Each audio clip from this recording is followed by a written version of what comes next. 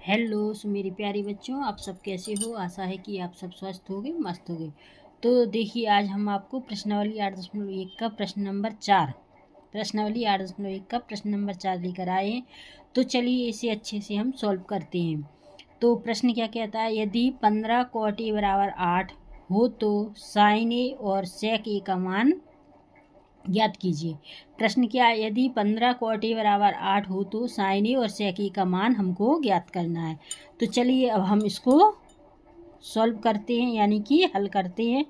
तो सबसे पहले दिया है हमारे पास हल। तो हल हमें लिखना बहुत इम्पोर्टेंट है, तो हमने लिख दिया है हल। तो क्या है, 15 cot a बराबर 8 हमारे पास है। ठीक है, 15 cot a बराबर 8।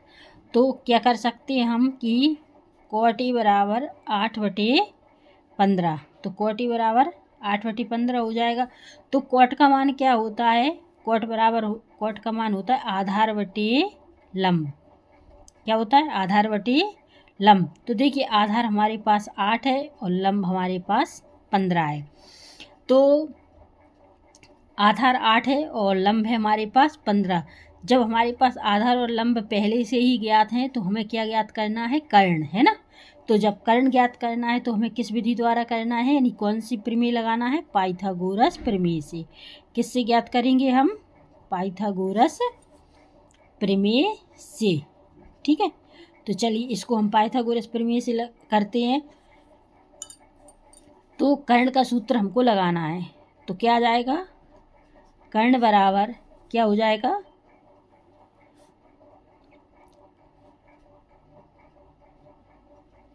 अंडर रूट लंब का वर्ग प्लस आधार का वर्ग।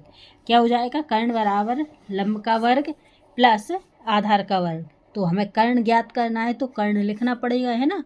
और लंब हमारे पास कितना है, लंब है हमारे पास 15। तो क्या जाएगा, 15 का वर्ग प्लस आधार कितना है 8।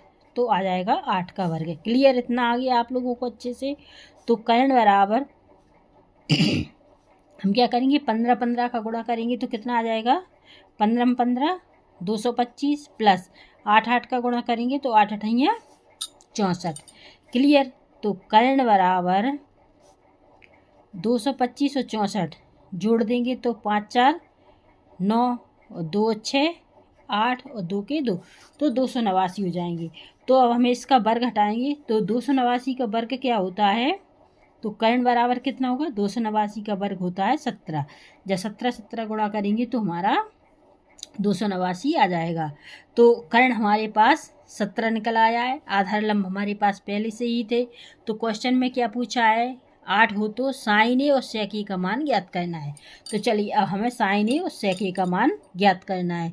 तो साइन ए, तो साइन बराबर क्या होता है, जैसे कि कॉट बराबर था आधार बटे लंब, इसी प्रकार साइन का मान क्या होगा, लंब बटे कर्ण। क्या हो जाएगा, लंब बटे कर्ण।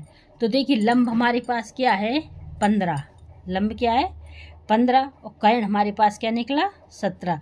तो हमारा साइन ई का मान 15/17 हो गया। अब किसका मान करना है, सेक। तो हम सेक ले लेते हैं। तो सेक ए का मान क्या होता है, कर्ण बटे आधार। क्या होगा, कर्ण बटे आधार। तो सेक बराबर क्या होता है, कर्ण बटे आधार। तो देखिए कर्ण हमारे पास क्या है 17। क्लियर, कर्ण क्या है 17 और आधार हमारे पास क्या है 8। तो आधार क्या लिख देंगे हम 8। तो हमारे पास कर्ण हो गया 17 और आधार हो गया 8। तो साइन सेक ए का मान क्या हो गया 17/8। तो साइन ए का मान क्या है 15/17 और सेक ए का मान है 17/8। तो क्या पूछा था क्वेश्चन में, साइन ए और सेक ए का मान ज्ञात कीजिए। तो देखिए हमने साइन ए और सेक ए का मान ज्ञात कर लिया है। तो ये रहा आपका आंसर। आई होप यू कि आपको ये क्वेश्चन अच्छे से समझ में आ गया होगा। तो मेरे प्यारे बच्चों, आप इसको अच्छे से करना, और कोई भी डाउट है तो आप हमसे कमेंट में पूछ सकते हैं। कोई भी दिक्कत है, कोई भी परेशानी है तो आप हमें कमेंट कीजिए, हम उसका आंसर आपको अवश्य देंगे। तो आज हमने प्रश्नावली 8.1 का प्रश्न नंबर 4 क्या है, प्रश्न नंबर 4 को अच्छे से हल कर लिया है। तो आप देख सकते हैं, और जो भी कोई दिक्कत है तो आप हमसे कमेंट में पूछ सकते हैं। तो चलिए हम नेक्स्ट वीडियो में आपसे फिर मिलते हैं, तब तक के लिए नमस्कार, जय हिंद।